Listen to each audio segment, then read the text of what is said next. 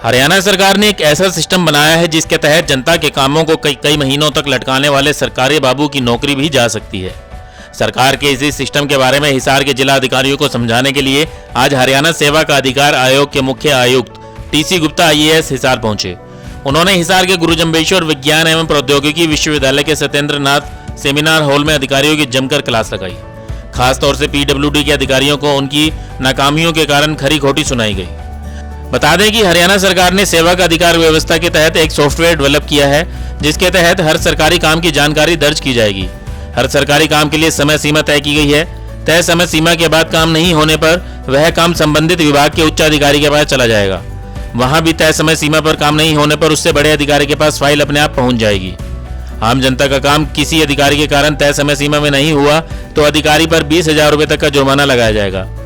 ऐसा जुर्माना 3 बार लगने पर सरकारी बाबू को नौकरी से हटाने का प्रावधान इस नए सिस्टम के तहत रखा गया है। हिसार पहुंचे IAS टीसी गुप्ता ने हिसार जिला के अधिकारियों को साफ साफ समझा दिया कि कामचोर कर्मचारी या अधिकारी व जानबूझकर काम को लटकाने वाले इस सिस्टम से बच नहीं सकते। उन्होंने बताया कि फिलहाल हरियाणा में रेवाड़ी काम के अधिकार सिस्टम के तहत तय समय सीमा में जनता के काम निपटाने के मामले में पहले नंबर पर चल रहा है। वहीं हिसार इस मामले में काफी फिसड्डी बना हुआ है और जिला का नंबर 21वां है। आज जो मीटिंग की गई थी वो सभी विभागों की समीक्षा के लिए कि जो सेवा का अधिकार जो कानून है उसके तहत समयबद्ध सीमा के अंदर काम हो रहे हैं कि नहीं। और मुझे इस बात की खुशी है कि श्री चंद्रशेखर जो आयुक्त यहाँ के मंडल के आयुक्त हैं और प्रियंका सोनी जो कि यहाँ पे उपायुक्त हैं, उनके नेतृत्व के अंदर बहुत तेज़ी से पिछले 1 महीने के अंदर प्रगति हुई है। ये 8 से नीचे थे और आज जो है 9.2 के ऊपर आ गए और जो लक्ष्य हमारा 9.9 का है 1 जनवरी का, उसके ऊपर जल्दी पहुँचेंगे। साथ में जो सेंसिटाइज़ किया गया सारे अधिकारियों को वो ये कि आपने जनता के ये भी ध्यान रखना है कि क्या वो लोग आपकी सेवा देने से संतुष्ट हैं। यदि समय के ऊपर सेवा भी दे दी परंतु वो संतुष्ट नहीं है, उनके चक्कर कटवा के दिए तो उसका कोई फ़ायदा नहीं। और उसकी जो कस्टमर रेटिंग जो सिटीजन रेटिंग है वो भी आपके सामने सभी की दिखाई गई।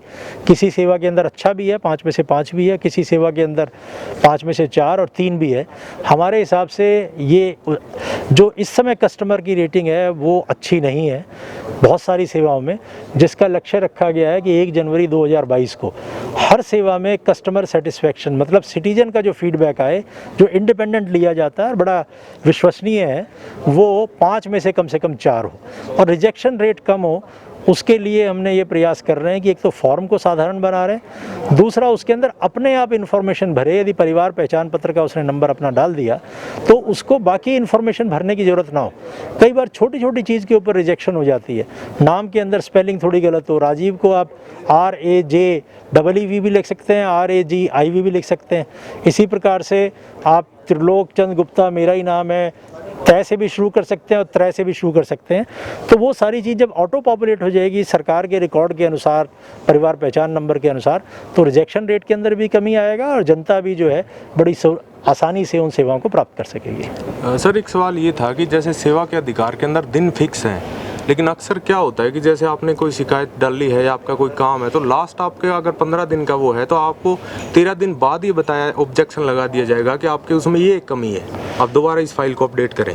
यदि ये भी हो जाए तब भी मैं उसको संतोषजनक मानूं। अभी तो देखने में ये आया है कि जो समयबद्ध सीमा है उसके अंदर भी उसको फाइल को हाथ नहीं लगाया बहुत से लोगों ने। यदि ऐसी चीज़ में गलत रिजेक्शन होता है या गलत चीज़ के ऊपर ऑब्जेक्शन लगाई जाती है तो उसकी भी अपील कर सकते हैं। ये आयोग केवल इस चीज़ के लिए नहीं बैठा कि हाँ जी 15 दिन के अंदर आपको निपटाना है, एक्सेप्ट करना है, रिजेक्ट करना है। यदि गलत रिजेक्ट किया है, एक केस हमारा जो हुडा का था, उसके फादर की डेथ हो गई तो उन्होंने टेलीफोन से केवल कंप्लेंट की, 17 जुलाई की बात है कि जी मेरे फादर की डेथ हो गई, हमने जो अप्लाई किया तो ऐसा डॉक्यूमेंट मांगा जिसकी आवश्यकता नहीं थी, उसको चेक किया, उसका हमने निवारण केवल 16 दिन के अंदर ही हमने 3 अगस्त को उसका ऑर्डर कर दिया था। और उसके अंदर जिस अधिकारी ने वो उसका डॉक्यूमेंट गलत ऑब्जेक्शन लगाई थी, मांगा था, उसके ऊपर भी पेनल्टी लगा के 5-5 हज़ार रुपये की पेनल्टी लगा के उस व्यक्ति को हमने 5,000 रुपये दिए हैं। तो हर चीज़ आयोग देखेगा कि लोगों के रिजेक्शन भी गलत ना करे। ऐसा नहीं 13वें दिन के ऊपर रिजेक्शन गलत कर दे, ऐसा नहीं। और इसके ऊपर और मुझे लगता है कि इस स्थिति के अंदर अभी सुधार हुआ है पिछले 3 महीने के अंदर। अभी आपने देखा सारे ज़िले 9 से ऊपर है, 9.1 से ऊपर, 2 ज़िले तो 9.7 पे हैं। और रेवाड़ी के अंदर तो जनता इतनी खुश थी जो टॉप पे है कि हर व्यक्ति हर ऑफिसर के लिए अच्छा बोल रहा था। तो ये चीज़ जो है धीरे धीरे आपको लगेगा कि हर ज़िले के अंदर ये स्थिति पाई जाएगी। धन्यवाद। एक सर लास्ट सवाल ये है, जैसा आप बता रहे थे कि पिछले 7 सालों में 1.25 लाख पेंडिंग काम थे, लेकिन आयोग तक सिर्फ 7 फाइलें पहुंची, तो उनका आप कैसे समाधान करोगे कि ज़्यादा से ज़्यादा आयोग तक पहुंचे शिकायतें? वो उनको अफसरों को भी एक डर बना रहे कि हाँ ऊपर सुनवाई भी हो रही है इस तरह की। मैंने उसका उल्लेख किया कि एक ऑटो अपील सिस्टम माननीय मुख्यमंत्री जी ने 1 सितंबर को लॉन्च किया था, जिसके अंदर लेट होने के ऊपर अपील फाइलने की जरूरत नहीं करनी पड़ेगी। सॉफ्टवेयर उसके बे आधार के ऊपर अपने आप ही अगले को अपील फाइल कर देगा, और जब सिस्टम पे अपील आ जाएगी तो अपना अधिकारी जो है उसको पता भी लग जाएगा कि ये काम उसने टाइम पे नहीं किया। उसका जो उच्च अधिकारी है उसको पता लग जाएगा ये काम समय के ऊपर नहीं हुआ, तो उसका संज्ञान लेते हुए आयोग भी उसके अंदर तुरंत कार्रवाई करेगा। और मुझे नहीं लगता कि इस प्रकार की स्थिति आएगी। मैंने अभी आपको दिखाया कि 163 जब से हमने लॉन्च किया, इसका पहला दिन समय सीमा ख़त्म होने का 11 तारीख था, 11 तारीख को ही 74 अपील अपने आप फाइल हो गई। जो 7 अपील 7 साल में थी उसके बजाय 74 अपील एक ही दिन में हो गई। 163 अपील 3 दिन के अंदर फाइल हो चुकी, केवल 2 विभाग। और सारे विभागों के ऊपर हम अगले 2 महीने के अंदर सब ऑटो अपील के ऊपर आ जाएंगे, क्योंकि उसमें ईमेल, फ़ोन नंबर वगैरह सब मैच करने होते हैं।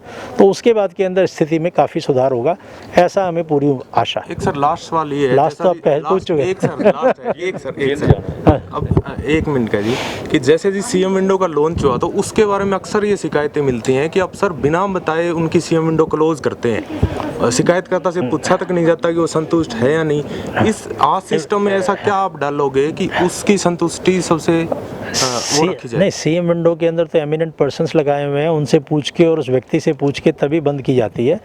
यहाँ पे भी यदि किसी का काम कर दिया तो ठीक है, यहाँ तो हियरिंग देने का प्रावधान है। हमें सिविल कोर्ट की पावर है। सिविल कोर्ट के अंदर जब तक दोनों पक्षों को नहीं सुना जाता तब तक केस बंद नहीं होता, तो इसलिए हम उसको भी सुनेंगे। वीडियो के जिस भी केस के अंदर हम नोटिस देंगे उसमें दोनों पक्षों को सुना जाएगा।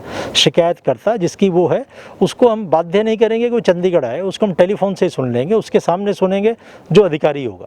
तो इसलिए ऐसी स्थिति बिल्कुल पैदा नहीं होगी कि उस व्यक्ति को सुने बगैर उस केस को बंद कर दिया जाए। ब्यूरो रिपोर्ट, नई ताज़ा न्यूज़, हिसार। लेटेस्ट वीडियोस के लिए सब्सक्राइब करें हमारा चैनल नई ताज़ा न्यूज़ और दबाएं बेल आइकॉन ताकि आप मिस ना करें कोई भी अपडेट।